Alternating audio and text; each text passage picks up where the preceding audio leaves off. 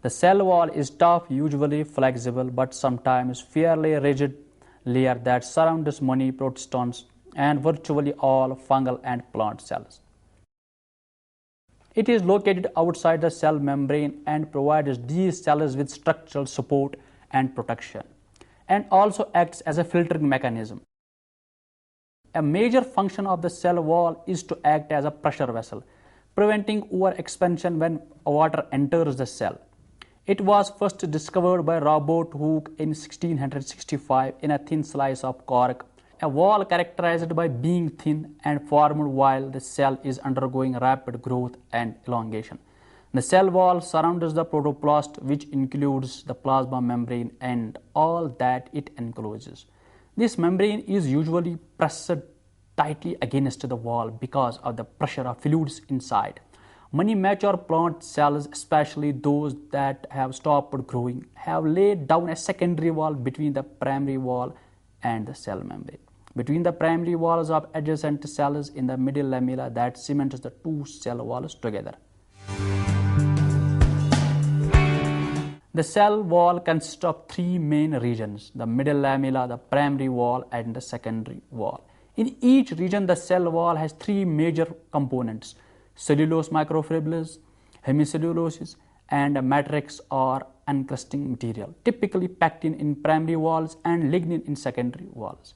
To understand the structure of these wall layers and their interrelationships, it is necessary to remember that plant cells generally do not exist singly in nature.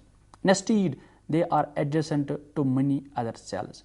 And this association of thousands of cells taken together forms an organ such as leaf.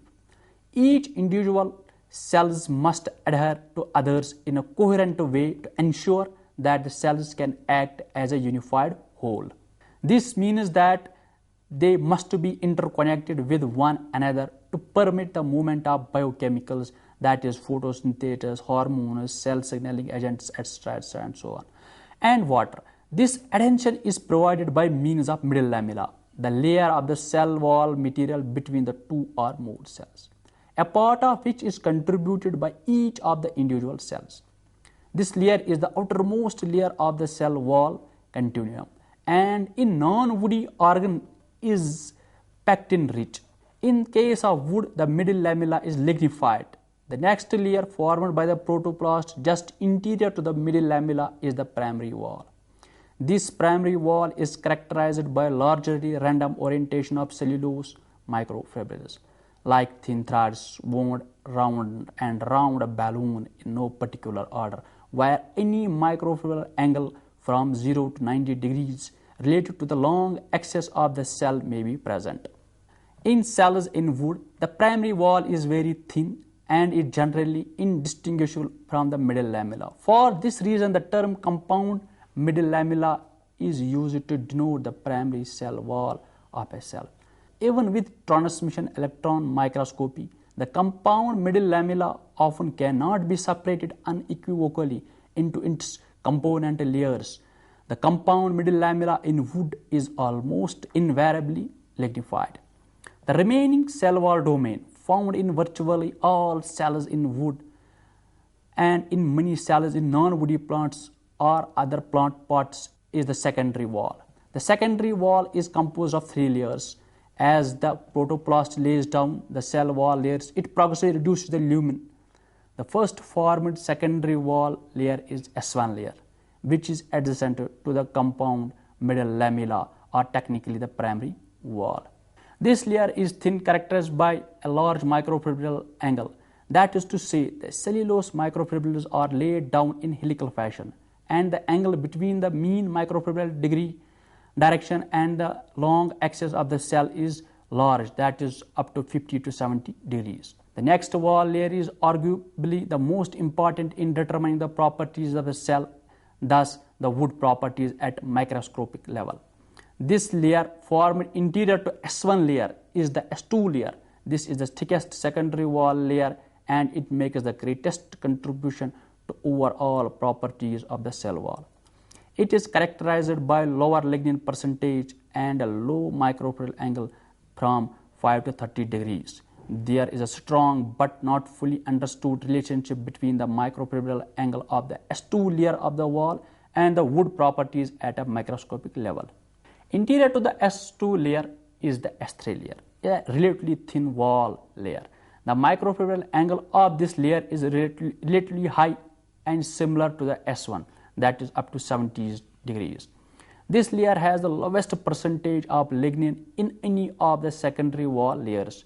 The explanation of this phenomena is related directly to the physiology of the living tree. In brief, for water to move up the plant, there must be a significant adhesion between the water molecules and the cell walls of the water conduits. Lignin is hydrophobic macromolecule, so it must be in low concentration in the S3 layer to permit adhesion of water to the cell wall and thus facilitate transpiration.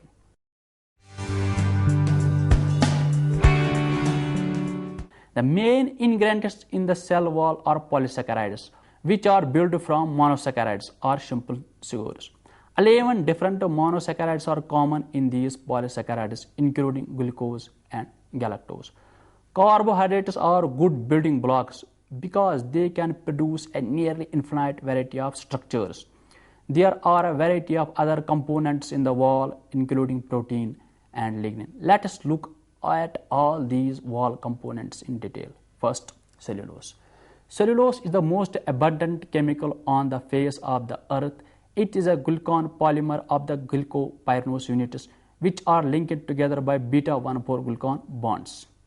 The building blocks for the cellulose is actually cellobiose. Since the repeating unit in cellulose is a 2-sugar unit, the number of glucose units in a cellulose molecule is referred to as a degree of polymerization. Beta-1,4-glucan is made of as many as 25,000 individual glucose molecules. Every other molecule, called as residue, is upside down. Cellobiose, that is glucose disaccharide, is the basic building block.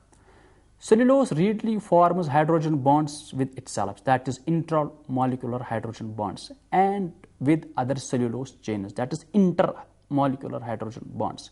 A cellulose chain will form hydrogen bonds with about 30 other chains to yield a microfibril. This is somewhat analogous to the formation of a thick rope from thin fibers. Microfibrils are 5 to 20 nanometers wide and give the wall strength. They have a tensile strength equivalent to steel. Some regions of the microfibrils are highly crystalline, while others are amorphous. Now, second, hemicellulose. Hemicellulose is a polysaccharide composed of variety of sugars including xylose, arabinose, mannose. They are characterized by being soluble in strong alkali. They are linear, flat, with beta-1,4-glucan backbone and relatively short side chains. Two common types of hemicelluloses include xyloglucans and glucuronoarabinoxylans. Other less common ones include glucomanons, galactoglucomanons, and galactomanons. The main feature of this group is that they do not aggregate with themselves. In other words, they do not form microfibrils. However, they form hydrogen bonds with cellulose and hence they are called cross-linking glycans. There may be a fucose sugar at the end of the side chain, which may help keep the molecules planar by interacting with other regions of the chain. Hemicellulose is abundant in primary walls but is also found in secondary walls. Now third, pectic polysaccharides. Pectic polysaccharides are polymers primarily of beta-1,4-galactouranons. They are branched or unbranched polysaccharides and are helical in shape. Divalent cations like magnesium, calcium also form cross links to join adjacent polymers, creating a gel. These are extracted from the wall of the cell with hot water or dilute acid or calcium chelators like EDTA. They are easiest constituents to be removed from the wall. They form gels that are used in jelly making. Although most pectic polysaccharides are acids, others are composed of neutral sugars including arabinons and galactons. The peptide polysaccharide serves a variety of functions, including determining wall porosity, providing a charged wall surface for cell-cell adhesion, or in other words, gluing cells together, that is middle lamella, cell-cell recognition, pathogen recognition, and others.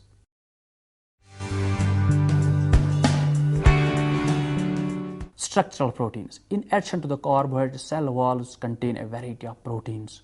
One type of cell wall proteins are called glycoproteins, containing carbohydrate side chains on certain amino acids. One common group of cell wall proteins are characterized by having an abundance of amino acid, that is hydroxyproline.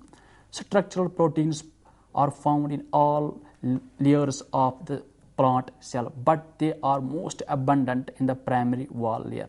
Like the cell wall, carbohydrates, glycoproteins are hydrophilic and can form hydrogen bonds and salt bridges with cell wall polysaccharides. In addition to hydroxyproline, cell wall proteins are often high in the amino acids proline and lysine. The amino on the lysine provides positive charges along the peptide backbone. The positive charge residues can associate with negatively charged groups on a pectic acid. In addition to electrostatic interactions, hydrogen bonds also form between amino acid side chains and cell wall carbohydrates. Another type of structural cell wall protein called extensin can form covalent bonds with other extensin proteins, though the amino acid tyrosine. In extensin, the tyrosines are evenly spaced, and when they bond with tyrosine on another extensin molecule, they can wrap around other cell wall constituents, knitting the cell wall together. The amount of extensin changes with development. Cells that have thick, hard walls are often rich in extensin, that is sclerites and fibers. The amount of extensin produced is dependent on mechanical wounding, infection, and these responses are mediated by plant hormones. Cell walls also contain functional proteins. Enzymatic activities in the cell wall include oxidative enzymes, that is peroxidases, hydrolytic enzymes, that is pectinases, cellulases, expansions, that is the enzymes that catalyze cell wall creep activity. General functions of the cell wall enzymes including protection against pathogens, cell expansion, and cell wall maturation. Lignin is a heterogeneous and highly cross-linked macromolecule that represents the second most abundant natural polymeric material on the earth. It is a polymer of phenolics, especially phenyl proponides.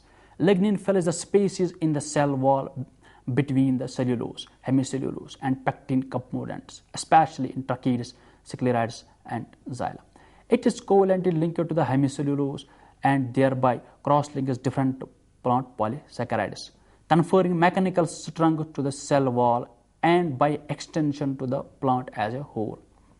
There are three monoligninol monomers methoxylated to various degrees, that is p-coumaryl alcohol, coniferyl alcohol, and snapyl alcohol. These are incorporated into the lignin in the form of the phenyl proponides, that is parahydroxyphenyl, guasyl, and syringyl. Gymnosperms have high lignin that consists almost entirely of G with small quantities of H, that is guasyl and hydroxyproline. That of dicotyledonous angiosperm is more often than not a mixture of G and S with very little H. And monocotyledonous lignin is a mixture of all three. Highly lignified wood is durable and therefore a good raw material for many applications. It is also an excellent fuel since lignin yield more energy when burned than cellulose. Mechanical or high yield pulp used to make newsprints contain most of the lignin originally present in the wood. This lignin is responsible for the newsprint yellowing with age. Lignin must be removed from the pulp before high quality bleached paper can be manufactured from it. Water. The wall is largely hydrated and comprises of between 75 to 80% water. This is responsible for some of the wall properties. For example, hydrated walls have greater flexibility and extensibility than non-hydrated walls. Suberin, cutin, and wax. A variety of lipids are also associated with wall for strengthening and waterproofing. The cell wall is made during cell division when the cell plate is formed between the daughter cell nuclei. The cell plate forms a series of vesicles produced by Golgi apparatus. The vesicles migrate along the cytoskeleton and move to the cell equator. The vesicles coalesce and dump their contents. The membrane of the vesicle becomes the new cell membrane. The Golgi body synthesizes the non-cellulosic polysaccharides. At first, the Golgi vesicles contain mostly peptic polysaccharides that are used to build the middle lamella. As the wall is deposited, the other non-cellulosic polysaccharides are made in the Golgi apparatus and transported to the growing wall. Cellulose is made at the cell surface. The process is catalyzed by enzyme cellulose synthase made by the ribosomes, that is rough endoplasmic reticulum, that occur in rosette complex in the membrane. The enzyme apparently has two catalytic sites that transfer two glucose at a time, that is cellobiose from UDP glucose to the growing cellulose chain. Sucrose may supply the glucose that binds to UDP. Wall protein is presumably incorporated into the wall in a similar fashion. Cell wall is made from the outsides inward. Thus, as the wall gets thicker, the lumen, that is the space within the wall, gets smaller. Exactly how wall components join together to form the wall once they are in place is not completely understood. Two methods seem likely. First, self-assembly. This means that wall components spontaneously aggregate. And second, enzymatic assembly. Various enzymatic reactions are designed for wall assembly. For example, one group of enzymes that stitches xylons together in the wall to form a long chains.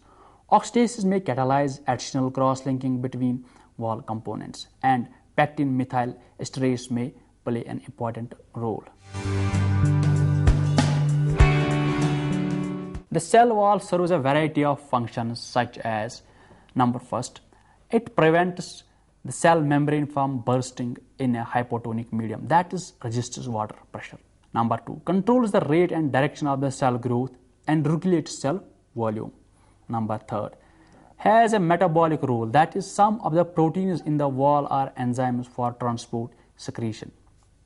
Number fourth, physical barrier to pathogens and water in superacid cells. However, remember that wall is very porous and allows the free passage of small molecules. Number five, recognition process. For example, the wall of roots of legumes is important in nitrogen fixing bacteria colonizing the root to form nodules, and pollen stigma interactions are mediated by wall chemistry.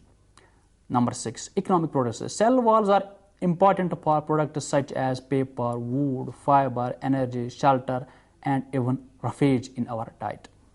Number seven, physiological and biochemical activities in the wall contribute to the cell-cell communication. And number eight, thick walled cells provide the mechanical support.